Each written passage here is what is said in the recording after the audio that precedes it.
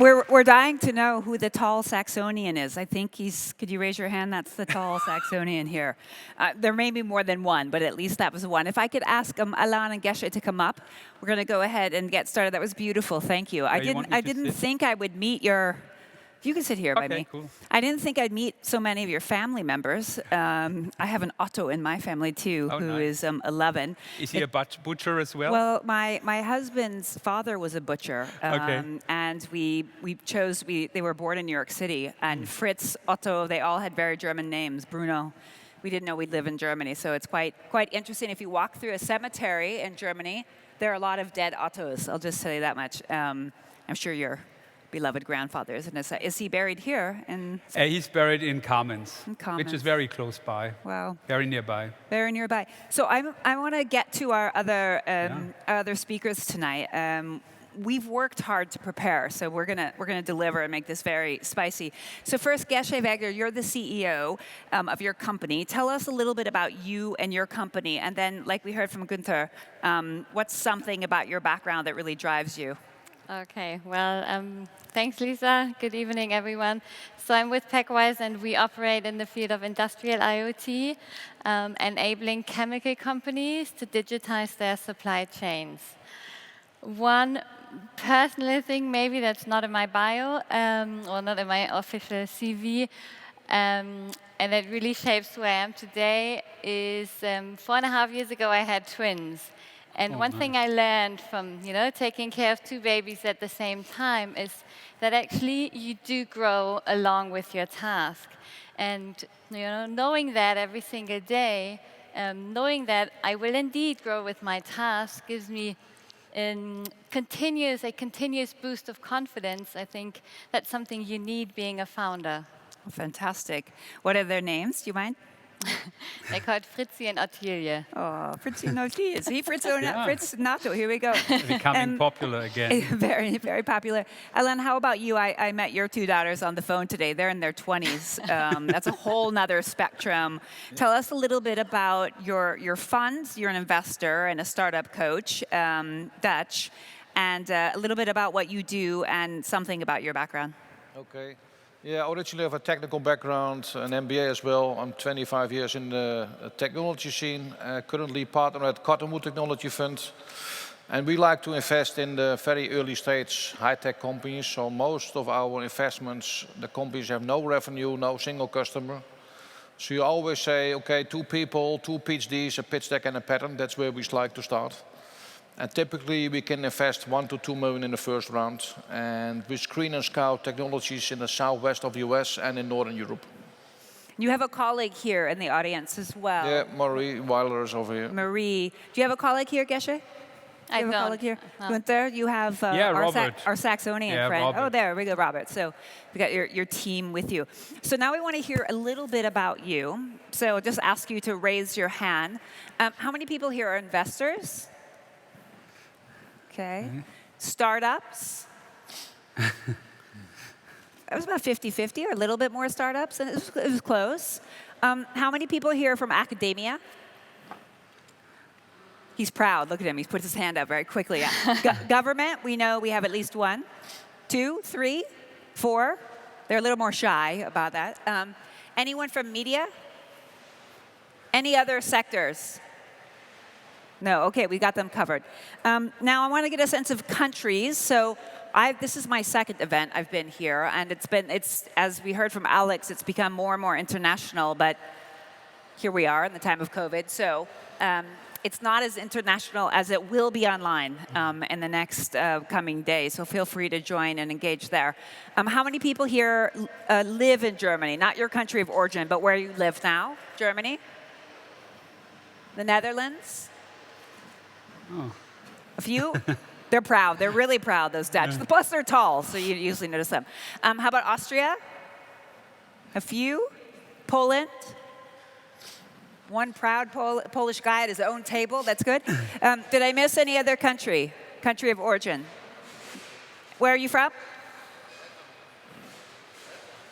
Could somebody tell me? Lapland. Oh, fantastic. Wasn't expecting that. And way in the back. Sweden. Well, welcome, welcome. So an international crowd. I just got to do a quick scan of the sectors. Clean tech, raise your hand. I heard a lot of clean tech pitches today. I was saying to Bettina Vosberg, who is one of my heroes, thank you, Bettina, for being here and supporting me, that so many of the entrepreneurs made pitches about, I heard SDGs, social impact, environmental impact. It was a strong part of the pitch today. So we have clean tech, electronics, lots of you, med tech. One guy with his finger in the air, two fingers in the air. What else do we have? Materials. Great, a lot. One of my favorites, Industry 4.0. We could geek out on that over drinks. IoT is in that industry, and mobility. Okay. Now I want to get to the audience, but to the panel. But I'm going to ask you. I'm going to ask them, then ask you. Here we are, the 10-year anniversary. In 10 years, how optimistic are you that the world will be better? One is, oh my God, we're going to hell in a handbasket. 5 is, it's going to be so good, tremendous. I don't know if anyone got that. Good laugh if you got it. That's good, okay. So raise your hand if the world will be better in 10 years. 5, I'll do this quickly. 4, 3, 2, 1. Okay, you're optimistic crowd. I would say they bunched around 3 or 4. How about you? Where do we, world better? Where are you, Elan? I think, I think technology brings a lot of things moving forward. So, but yeah, what is exactly meaning the world is better? So a lot of things are going on, political things as well. Give me a number. Again? Give me a number. What number are you? What number? I had number 4. 4. Geisha? I'm optimistic. I'm a 5. Because I believe in high-tech for sustainability. High-tech for sustainability, the Earth shot, as I've been hearing it called. Gunther, you've got to be super high. You're Mr. Optimist here. I'm high 5, but I voted for 4 because, I mean, in these times, unprecedented times of the pandemic crisis, I'm not as optimistic as I used to be. So I would say a 4. 4. Yeah. Okay, let's go from the globe to Europe. It's super interesting time to look at where Europe is placing in China and the US, other places but there. Europe will be better. 5, optimistic. 5, 4, 3, 2, 1. Okay, a little bit lower. How about you, Elan, and Europe? I think 4. 4, and why? Same reason? Yeah. Yeah? Geshe, how about you? I'd give that a 5 because I see strong female leadership here in Europe. More and more, slowly but surely. Yeah, Gunther? I'm more pessimistic. When I went to university in the 90s, I was so enthusiastic about the European Union, and I really believed in a European idea, but this picture is scattered these days. I miss a common European strategy or a common European vision.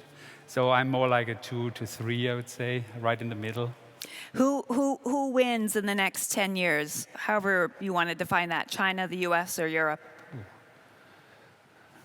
If you ask me, I mean, when I lived in the US, I thought the US is it me with a microphone? No, I don't think so. Oh, okay, I thought maybe my beard. You're not that furry. When I was in the US, I thought like US is way ahead. And I mean, I was not in the US, I was in Silicon Valley, right? Yeah, which is a bit different.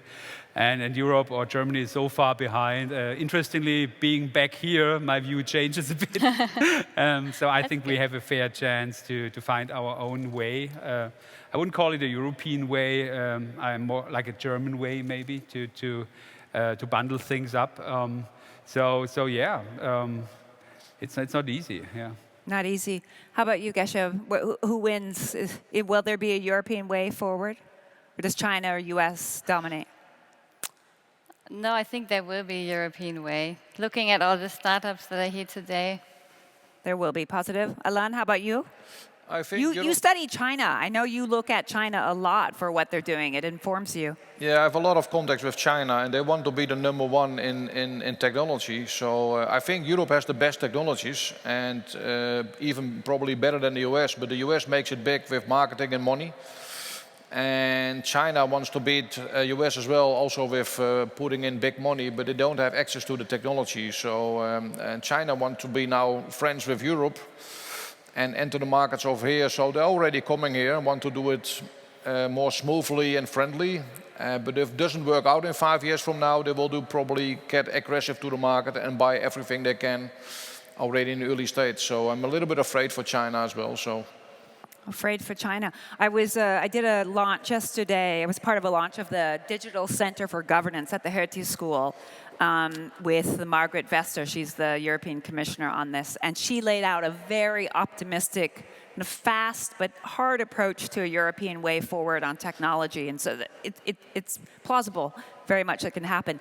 I can't help but sit here and know that in around 3 weeks there will be a big election in my country that will really determine the next 4 years of how the country goes. Everything from regulating or not the internet to debts to how we handle human rights. So I don't think it's a small thing what's going to happen.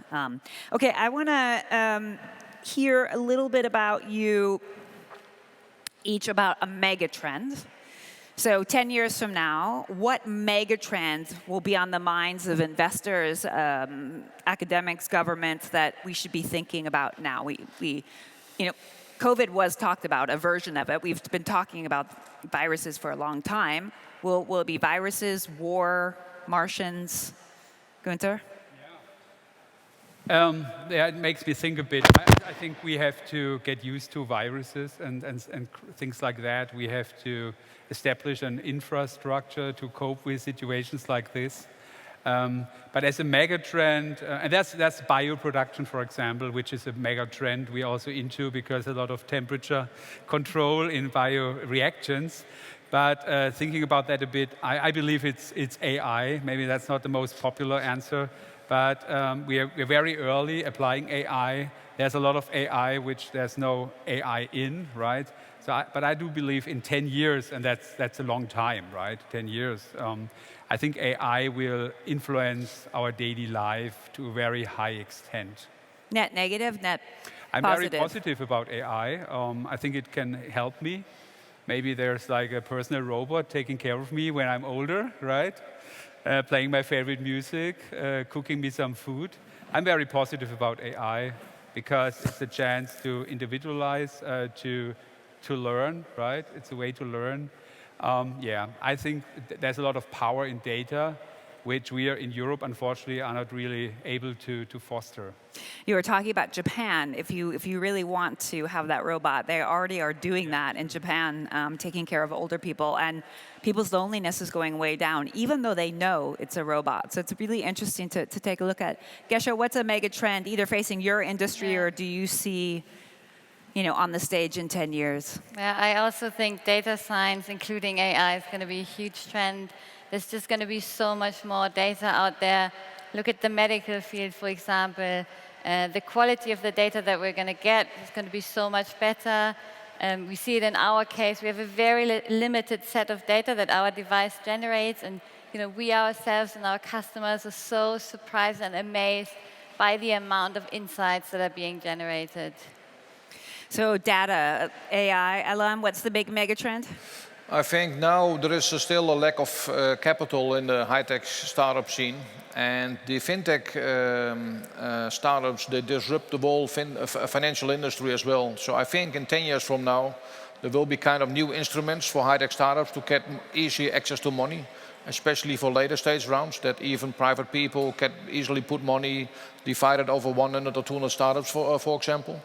So I think the fintech industry will drive moving forward also that there will be more capital available for high-tech startups. Yeah, a real issue here in Europe. I know I'm a European entrepreneur, but almost all my money comes from outside of Europe, except for Horizon 2020. Any entrepreneurs here get the Horizon 2020? You had 2 rounds. It's extraordinary, right? So harder to get the private capital here compared to the US or the UK. But government funding or just grants is really something that's harder to get. Gunther, I'm going to come to you. I asked you all to think about what is the biggest opportunity or threat. Maybe I'll really push you to talk about a threat since you're so darn optimistic about everything. I mean, he has his own buccaneer, right, that tries to push push holes in your business. What's the biggest opportunity or threat for your industry coming up, or the startup world, the family companies that are buying startups? What do you see go on? Wow.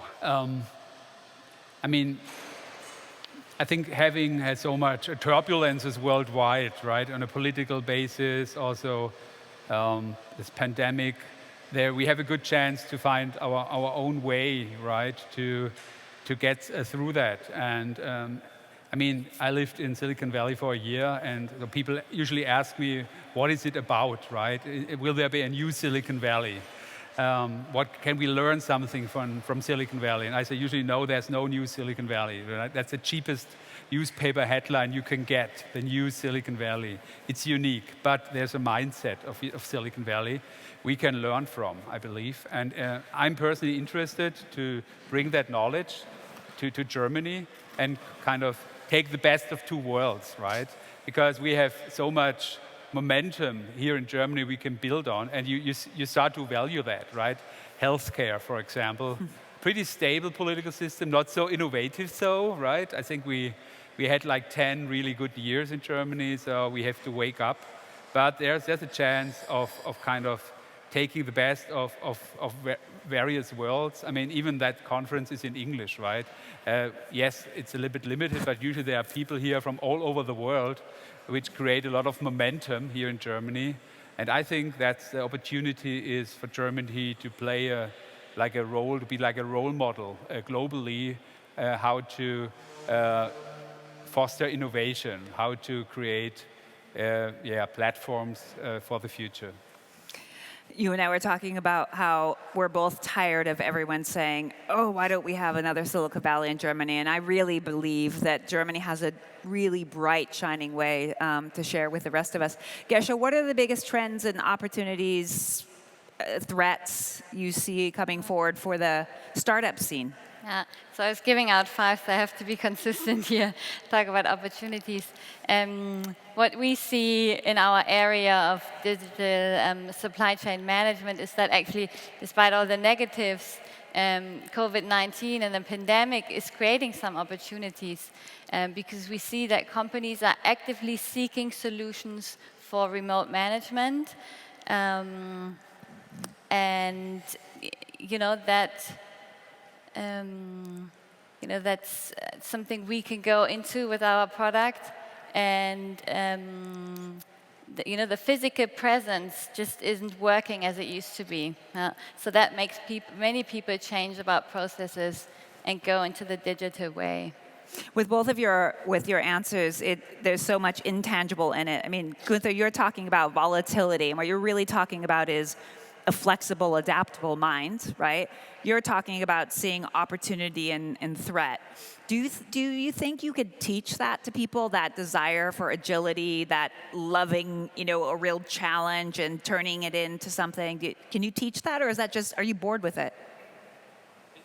I think it's very difficult. First, I believe we need role models like Gesche, startup entrepreneurs, who really inspire younger people to take the risk being an entrepreneur, right? And if you look at surveys in Germany, most people want to go to the public service. They want to be paid by the state. How horrible is that, right? If this is the #1 aim in Germany, we need more entrepreneurs. We need female entrepreneurs. Sorry, guys.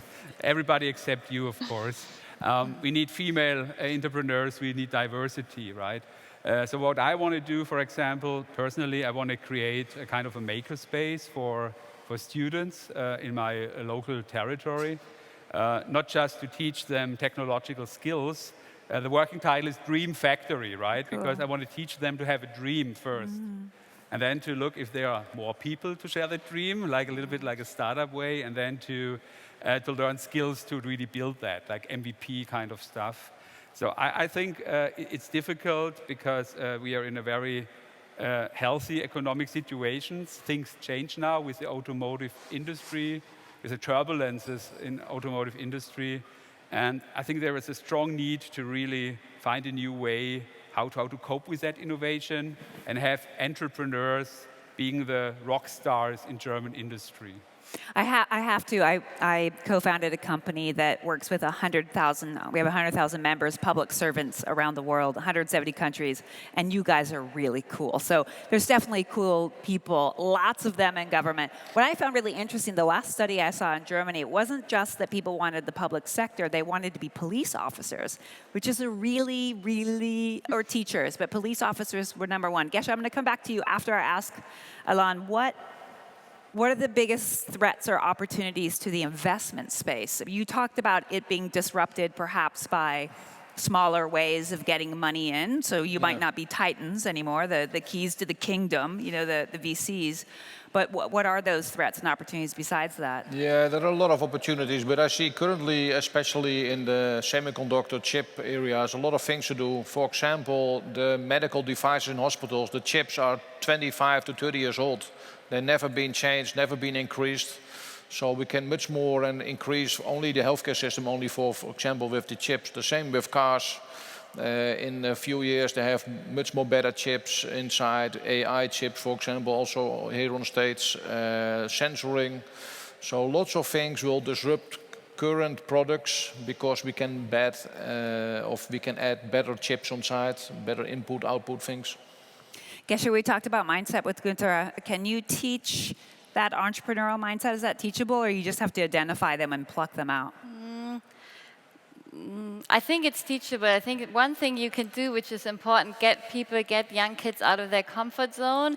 And one really easy and straightforward thing to do is, open their spectrum, send them to different places, different countries, make them live in different surroundings.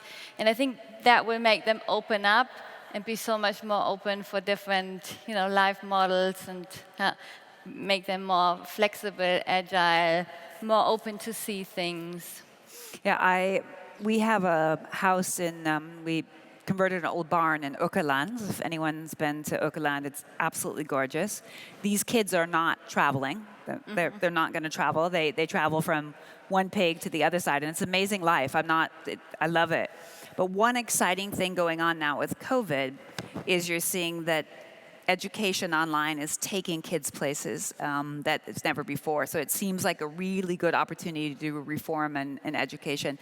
Alan, you said something quite provocative to me. I guess it's my competitive side that came out, but when we were talking before, I said, what are the opportunities? What's Europe good at? And you said very matter of fact, Europe has the best entrepreneurs. And I push you to say, why? Why are European entrepreneurs the best?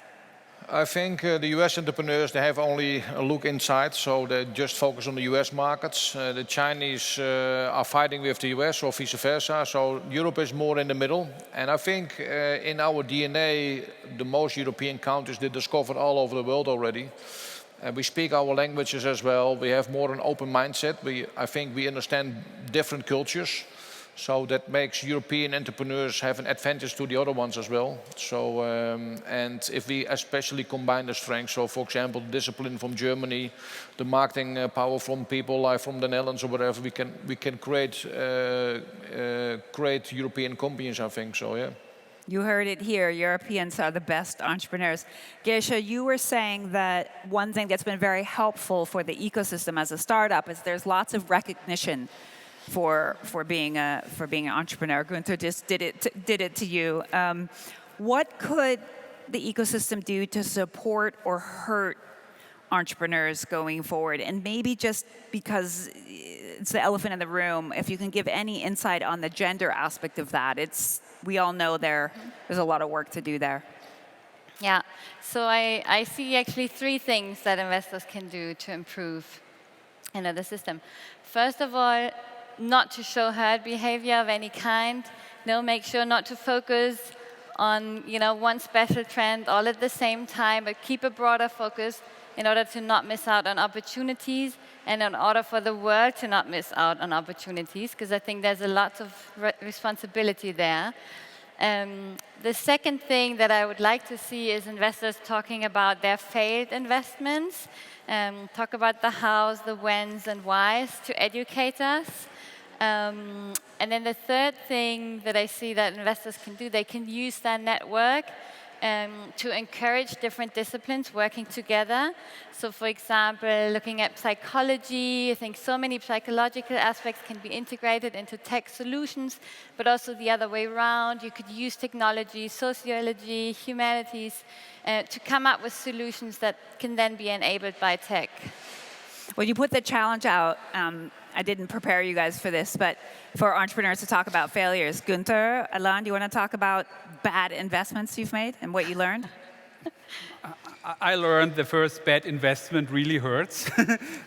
So I had to write off one investment as an angel investor, but I'm not doing it on such a professional level as Alan, right? But it's my personal money, and that hurts very much more. Alan, we want to take that question? What was the question? Oh, it's. Have you ever made a bad investment, Alan, or do all of your investments turn to gold? Because if you do, you should flock to him. 'Cause he's got some secrets. As a business angel, I had only successes out of it. But in the US, we had one company, they failed in the performance in the end. So after 1 year, we had to stop the company because they couldn't make it. The proof of concept didn't work. So that's of course still possible, yeah. Can I push you both a little bit though on this? Like, what did you learn? Was there a sign? Did you not do due diligence on execution? You have to expect the unexpected, like COVID. No one knows in January, February. No one knows. So we had 2 companies now to run out of money just because some corporates postponed their projects. Yeah. So you always have to be prepared for the unexpected. You never know what happens tomorrow. So yeah. So sometimes there's nothing to learn. It's just bad luck. Yeah. That's also true. But then you can also learn how to survive. So yeah. Okay. That's for cocktails. Gunther, what did you learn in your painful angel investment loss? What would you do differently besides not invest, probably? I was in Silicon Valley for 13 months, and I did 6 angel investment. So that's quite a bit. So I learned I have to go a little bit deeper in kind of a due diligence. So actually, I learned I cannot be a really good angel investor because I'm running my own operation. I basically decided to go more into funds. I'm with 3 funds in Germany and 1 fund in the US. One fund is First Momentum in Leipzig, for example. I would like to talk particularly, but there are also others. So it's hard, even being an angel investor and being in an angel investment club, the band of angels where I am, you have to spend a significant amount of time to talk to startups, to mentor startups, and I came a bit to my personal limits. But it was an experience I don't want to miss. Yeah. Can I see a show of hands if you feel like it, who are angel investors? You might be outside of your funds, just personal angel? No hands. No, I bet this is an ecosystem, so you would think... One guy, an angel. One guy, yeah. Lonely angel. You're lonely, you're an angel. I'm curious, Geshe, when your company exits, will you stay on forever? This is your life thing? Will you start another company, or will you become an investor? Yeah. I have too much on my mind to think about that. But I could imagine doing both, actually. But I think there's this entrepreneur in me, so I would continue, at least maybe not, fully operational, but being very close and being close operationally to really creating something. I think that I would be doing. And Alain, will you be doing this work, being an investor, the rest of your life, or do you have a startup in you that you want to go do? What's next for you? No, I think I get bored if I focus on only one startup. So yeah, I told myself already I will be in the business until the end. So yeah, in the venture capital business, yes. Venture capital. And Gunther, I want to go back into your book just a little bit more. 17 months there. You talked a little bit about the differences. Any non-obvious insights that you had living in Silicon Valley? It doesn't even have to be necessarily related to investments, but how weird Americans are, or how much you felt like you're going to get shot often. What were your observations, and what could we look forward to in your book?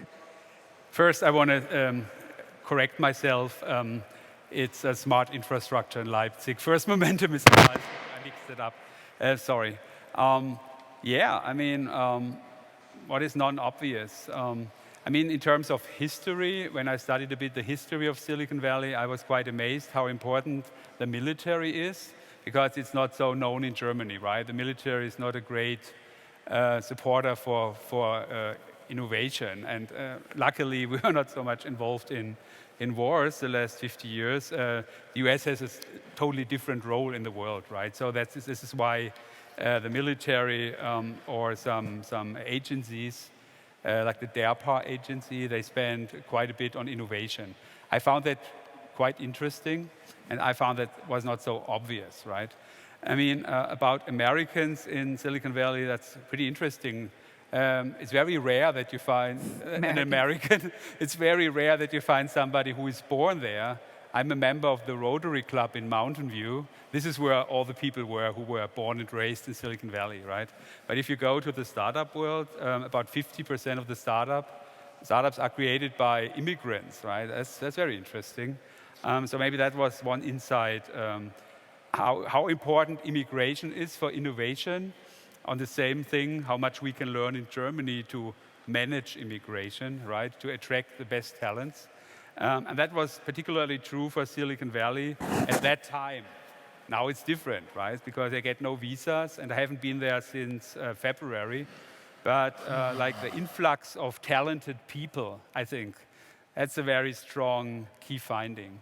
The influx of the best people in the world to one place to really do something big. That's important for innovation. Where are those people? I mean, right now with COVID, people aren't going anywhere, very few. There's definitely talk that the America isn't the place anymore where those people will go. I've had 2.5 companies, 3 companies in Germany, and I just amazed how easy it is to get work visas. Like in the United States, it would just be, as we would say, an act of Congress, which means it's really hard. And in Germany, you go fill out a form. They usually tell you do it wrong the first time. You use different ink pen, and then you go and it gets done. It's quite interesting. So maybe Berlin will be that, but where will it be? Where will entrepreneurs flock? Any of you? Do you have a sense of where the new hot spot is? China? Is it China? No? Either of you? I mean, let's talk about Germany first, right? I think there are some startup hubs in Germany which are quite interesting. For me particularly, I look at TU Munich, for example. There's a very Unternehmertum, a very strong initiative. I spoke about Dresden. We invested in 3 startups. We're very close to one. Out of these 3, 2 are from Dresden, right? So I think that says something. Particularly, I like Berlin. There's a lot of, I mean, you live in Berlin, right? There's a lot of like friction, I would say. I call it a creative friction, which creates heat. Heat is very positive. About others, I'm not so sure. There's a lot of going on in Paris, right? What about the Netherlands? I know a startup in Rotterdam, which is quite interesting, but how is startup seen in the Netherlands? Amsterdam is also fast growing as well, and in Eindhoven area as well. So yeah, but the real Chinese entrepreneurs, they don't want to live in China. They want to make money, but then afterwards they come to Europe. So yeah, so I think Europe is still a good sweet spot to make companies big. Gesche, do you have any insight on that? Yeah, and I think Germany's not doing too bad, especially looking here at Dresden, looking at Munich, Karlsruhe. There's so many startups coming out of universities and research institutions. And I think if we continue, or if we focus even more on that, there's going to be so much to come. Yeah, Paris is really taking a run for it for sure, and the government is putting all their cards in to do that. Yeah, new schemes. New law. Yeah. Like the VSOP, it's very important, right? To manage ownership in startups. I think you can tell a story, I believe. Yeah, there's lots of new governance models coming in the way. Okay, in our final minutes, I want to ask each of you if there's one piece of advice to leave the audience with about what the world is going to be in 10 years. One piece of advice that you think, wow, I wish 10 years ago I would have said this on the stage so everyone here can hear it. What would that be? I think we're gonna, looking at AI, all these technologies to come, I think we're gonna have, and that's probably not gonna be the case, but something to look forward to. I think we're gonna have a lot of free time. A lot of you heard it here. A lot of free time to do what? Start another company, Gesche says. She's serial. Alain, what are you going to do in your free time? No, what's your piece of advice to everyone? Yeah, business advice, I don't know, but I hope at least that there is much more capital available for high-tech startups. So I see today here 40 startups looking for money, and hopefully all of them will succeed, but it will take a lot of time, and it would be nice to give them, all of them, 2-3 million, go ahead, and after next year we will meet again. So that's so important for the European ecosystem. There's much more money available for all those kind of startups. And all of them are high quality, so that's not the problem. So. It's great. More money, more high quality. Gunther, piece of advice? I'm not really an advisor, but maybe one thought. I think in these times we are amazed how well remote work works, how good video conferences are, but at the same time, we really feel how important personal relationships are, like a handshake, or like close, like professional relationships, meeting people like today.